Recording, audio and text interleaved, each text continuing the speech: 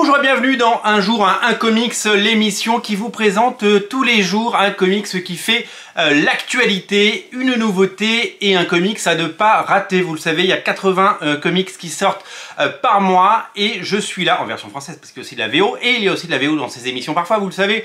80 comics qui sortent par mois et il faut faire le tri parce que personne n'a assez d'argent sur son Codevie pour acheter les 80 comics qui sortent par mois. Ce serait de la folie. Donc j'ai entrepris de vous conseiller et j'ai entrepris de vous partager les titres qui moi me plaisent et ceux que j'achète parce que oui, j'en reçois certains, vous le savez, et je le précise dans mes vidéos. J'ai la chance de recevoir quelques services de presse chez Urban, quelques services de presse chez Delcourt, quelques services de presse chez Panini et quelques indépendants que j'adore mettre en avant, notamment nos amis de Comics Initiative, mais il y en a aussi que j'achète avec mes propres sous, avec mon argent que j'ai gagné.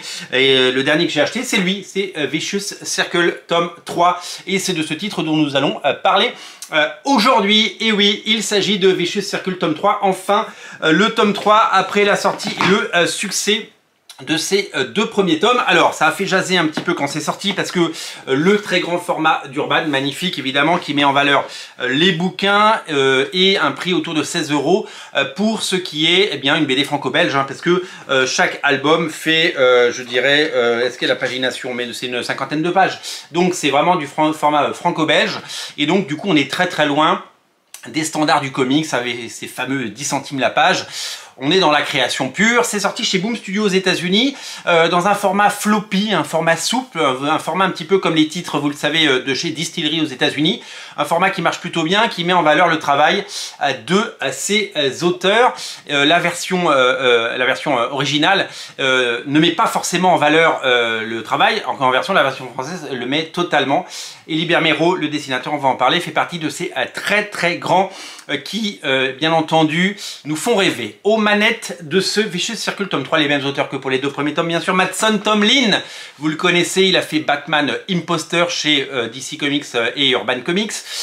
Il a fait, bien entendu, le scénario du Batman de Robert Pattinson de Matt Reeves, et c'est lui qui écrit le deuxième qui devrait sortir non pas en 2025 mais en 2026.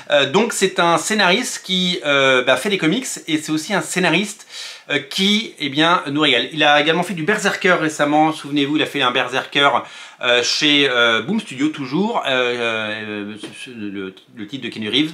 Et c'est un scénariste qui aime le cinéma, et qui aime le cinéma pour ce qu'il est, et donc qui doit très bien gagner sa vie en faisant du cinéma, mais qui adore les comics, et donc qui prend le temps d'en faire quelques-uns de temps en temps, et notamment cette création originale qui lui appartient, et qui devrait faire l'objet, a priori, d'une adaptation, puisque les droits ont été optionnés. Alors c'est pas parce qu'il y a une option sur des droits qu'il y a un film derrière, mais en tout cas, le verre est dans la pomme, et comme c'est un scénariste bankable à Hollywood, eh bien on peut se laisser imaginer que ça arrivera au bout. Au dessin, c'est le fantastique et fabuleux Liber Mero. Liber Mero, c'est un dessinateur incroyable que Jim Lee a découvert, enfin que les équipes de Jim Lee ont découvert dans les années 90. Chez Wildstorm, il a fait du Gen 13, je crois que c'est lui qui avait fait le Supergirl, Superman Gen 13, je crois, qu'il avait dessiné. Il a fait du Deathblow, il a fait le Deathblow Batman.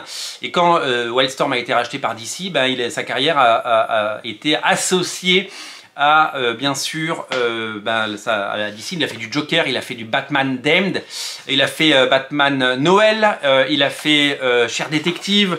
C'est vraiment un auteur qui a fait beaucoup de titres et c'est un auteur qui nous a régalé. C'est un auteur qui a un style absolument incroyable et ça fait partie des très grands succès en France et aux États-Unis parce que ça plaît à un public qui n'est pas forcément du super-héros. Et du coup, quand il décide de faire une création, il en avait déjà fait une de création qui était sortie, qui est un peu passée inaperçue chez Urban.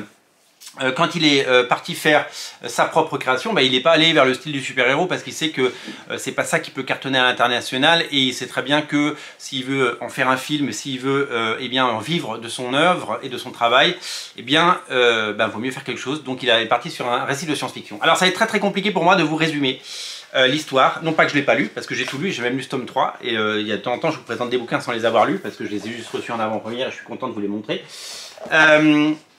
Ce que je peux vous dire, en fait le problème c'est que j'ai eu la chance, et je peux vous le dire, j'ai eu la chance de lire le tome 1 avant de lire le résumé. Quand c'est arrivé, j'ai pas lu le résumé. Et après, je suis allé lire le résumé sur le site d'Urban ou sur n'importe quel site en ligne de vente de comics.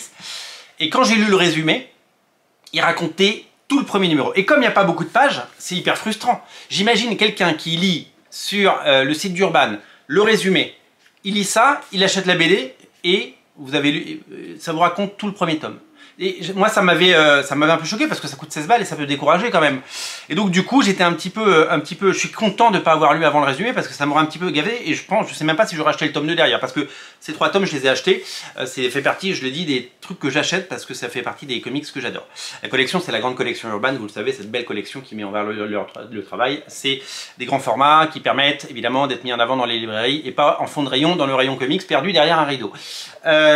Donc du coup je vais pas vous résumer l'histoire. Je vais juste vous dire que c'est absolument magnifique, que c'est un voyage graphique notamment, parce qu'il y a des pages comme ça en noir et blanc. On pourrait croire que c'est fait par ordinateur, on pourrait croire que c'est fait par IA, on pourrait faire... Non, tout est fait à la main.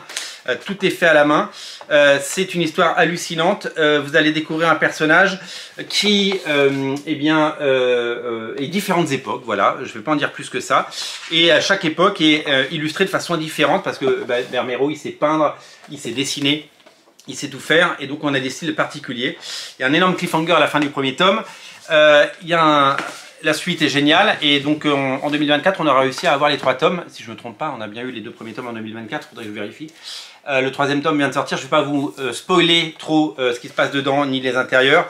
Je peux juste vous montrer les styles graphiques très différents. Allez, alors par exemple là, ça voilà, graphiquement il y a ce type d'ambiance. Après, quelques pages plus tard, on est sur des ambiances beaucoup plus lumineuses, hein, du pur Bermero.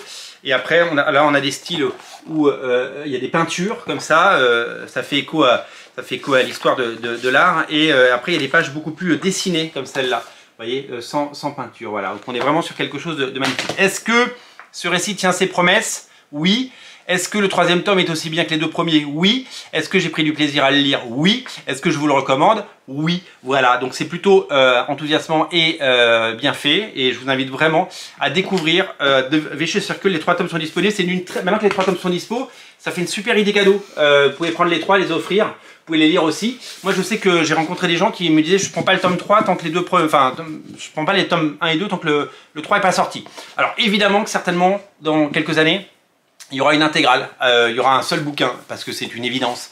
Mais pas tout de suite, parce que vous savez comment ça se passe. Il faut amortir financièrement une première édition avant de sortir une intégrale. Il n'y a jamais d'intégrale sans qu'un bouquin ne soit amorti. C'est-à-dire qu'il faut arriver à une fin de cycle. Et quand on voit que les ventes diminuent, pour relancer l'intérêt, eh bien on fait une intégrale. Donc, si vous attendez l'intégrale, il faudra attendre plusieurs années.